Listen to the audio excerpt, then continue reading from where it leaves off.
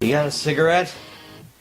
I'm Chris Wolvie, the wrestling vlogger who always tells it like it is.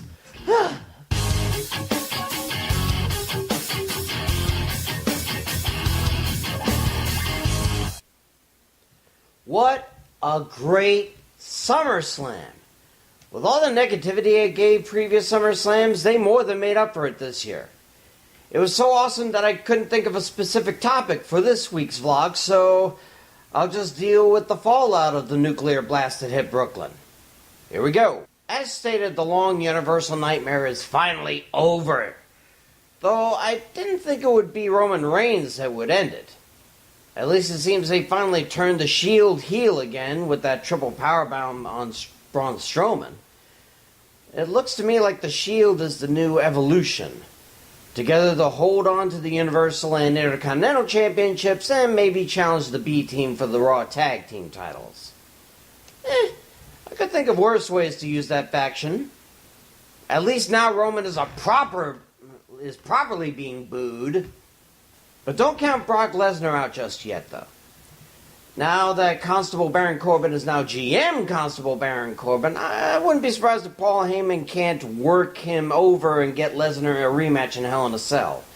Quite honestly, I don't know why Stephanie doesn't just take over if she wants things done her way. Yeah, she's too busy doing executive stuff, I get it. But if that's the case, maybe Vince should get someone else to be Raw Commissioner? Is it me, or did Lesnar set a bad precedent where people are thinking they don't have to show up for work? Now over on SmackDown, it seems AJ Styles and Samoa Joe ain't done with their little spat. I get what Joe's doing, constantly niggling Styles and his family. Sports entertainment is as much mental as physical. That's how Joe was able to win via disqualification last week. You talk about someone's family, you better be prepared to get beaten to a pulp by said someone.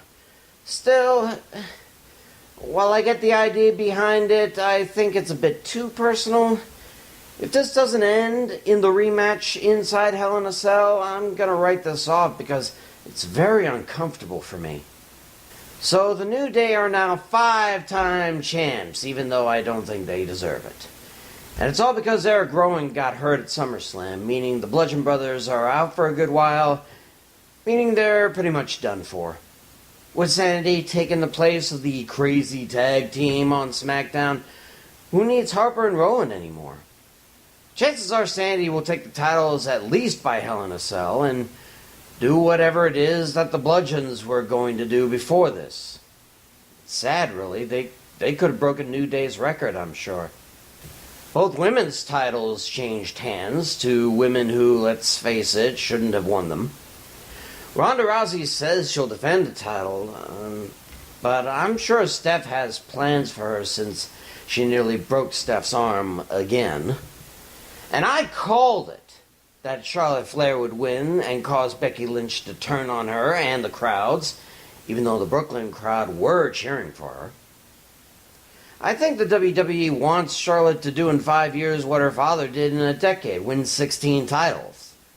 Well, congrats, Charlotte. You're almost halfway there, and now you have a lass kicker on your lass. Some people who were upset that Kevin Owens got his big backside handed to him by Braun Strowman, but come on. I thought all along that Strowman would shut Owens' big yap shut.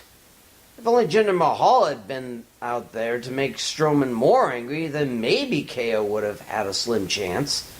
And besides, Strowman beating people up? You can't put a price on that kind of entertainment, right? Will Randy Orton ever be involved in an actual match again? I get that he wants to put Jeff Hardy down for the good, but hell, he could have done that after Shinsuke Nakamura beat him. He even entered the ring afterwards, but did nothing. And while I'm at it, Knock America? Finally, anyone else want to see a Cruiserweight Survivor Series match? I think it's the only way the 205 Live group can stay relatively relevant these days. That and have a Cruiserweight title match on the main card instead of the kickoff show. Having 10 of the Lith superstars in a decent length elimination match would probably be a boost to the division. And if it ain't, then maybe it's time to just add the cruiserweights to the main rosters and retiring that ugly purple belt again. Okay, that's it for me this week. Now, if you'll excuse me, I'm gonna take a cold shower. I'm Chris Wolvie, the wrestling vlogger who always tells it like it is. See ya!